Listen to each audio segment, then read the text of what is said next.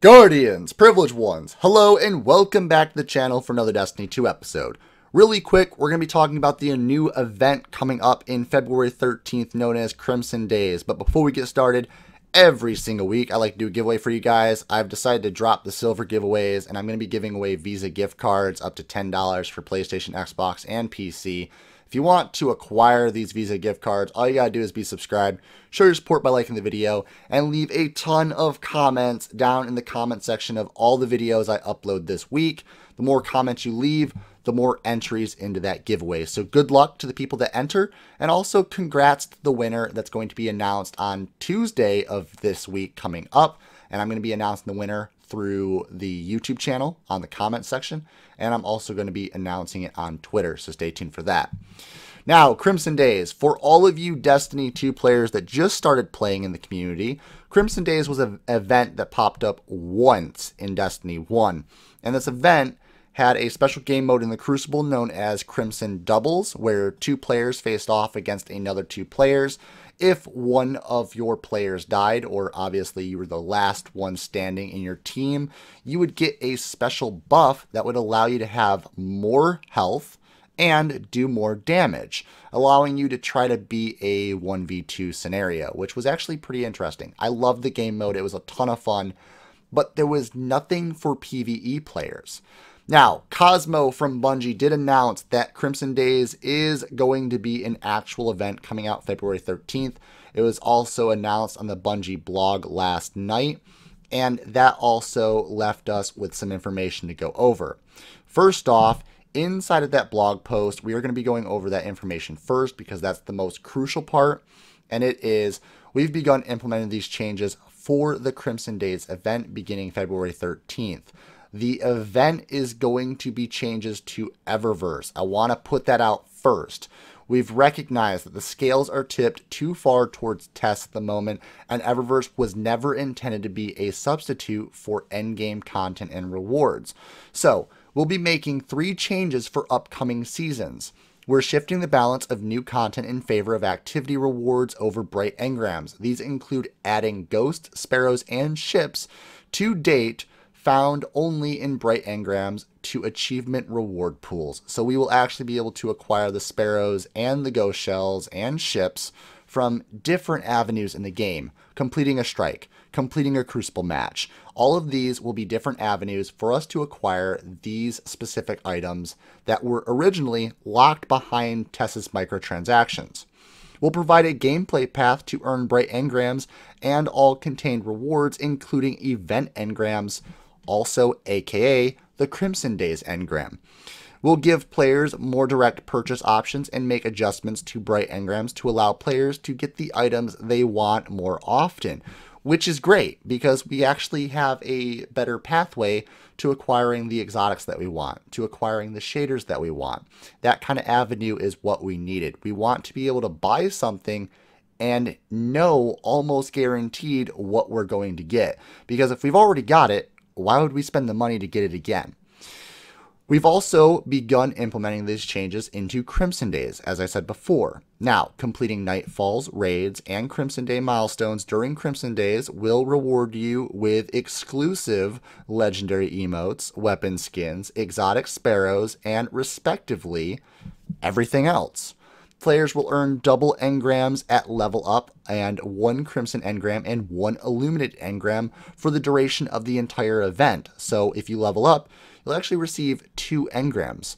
Crimson engrams can also drop from completing the Crimson Days match, from completing the Crimson Days milestone on each character, and each Crimson engram is very strongly weighted to new rewards when decrypting until you've acquired all the new event engrams at least once. So as the point of acquiring all the items at least once, you will then start getting duplicates more often. And that's great. I'm actually really excited about that because we can actually finally have a high success in acquiring all the items from Crimson Days.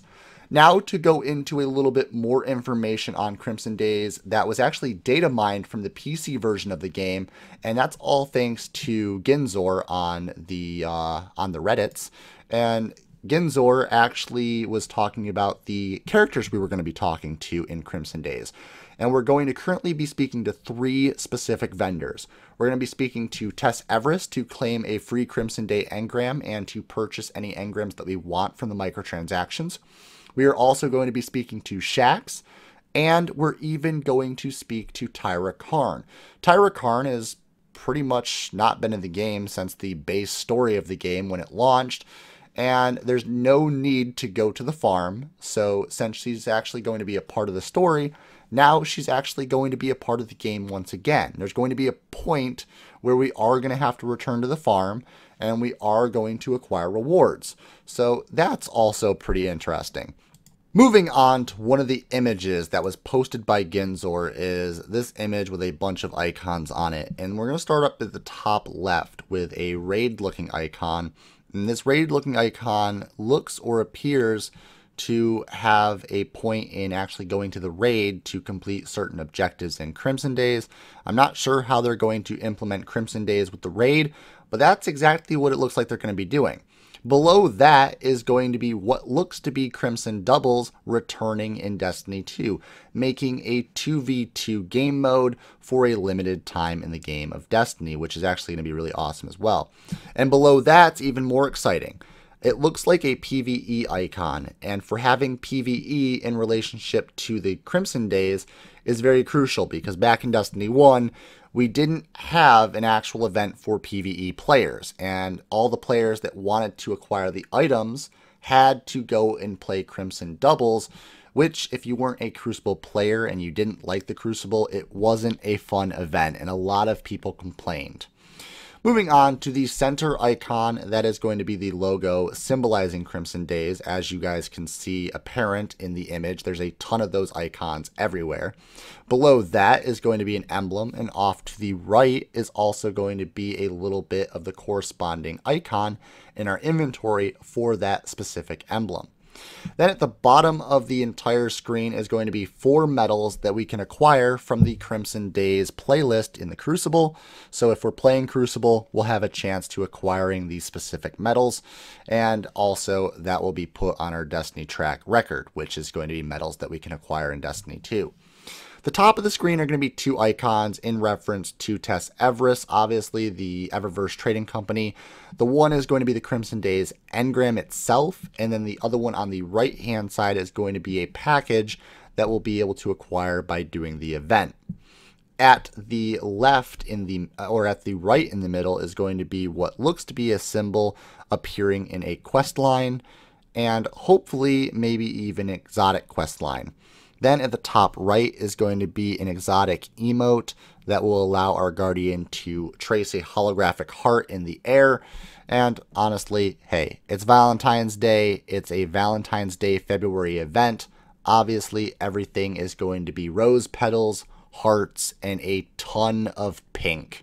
Honestly, a ton of pink. Just to be warned, there will be pink everywhere. The next image I want to go over is from Ginzor once again, and this image is going to be of some of the items that we can acquire that were data mined from the PC version of Destiny 2.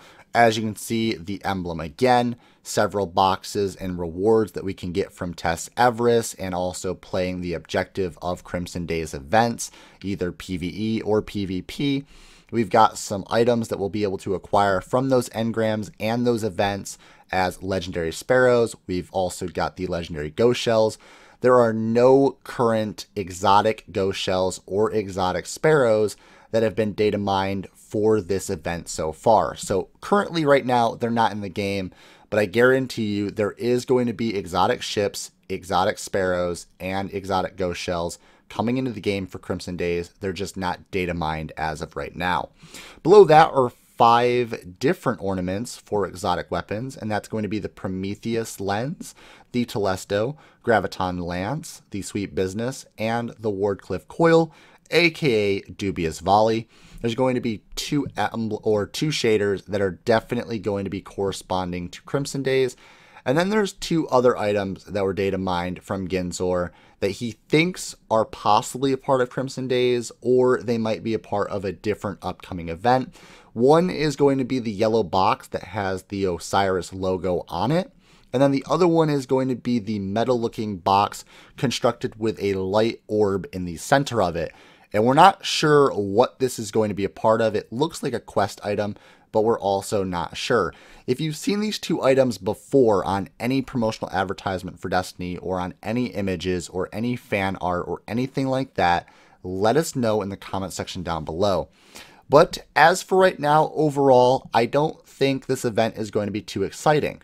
And as we see right now, it's going to be heavily focused around rewards that are going to be in Tess Everest's trading company, which I'm worried about, because if they don't fix the microtransactions and the way the engrams work and the way the loot pool works, which they say they are working on that for this event, I'm still a little worried it's going to be heavily focused around playing the game, trying to level up, getting as many engrams as possible, and not being able to acquire all of the rewards by the end of the event, especially for the players that don't get to play very often, have jobs, have school, have life.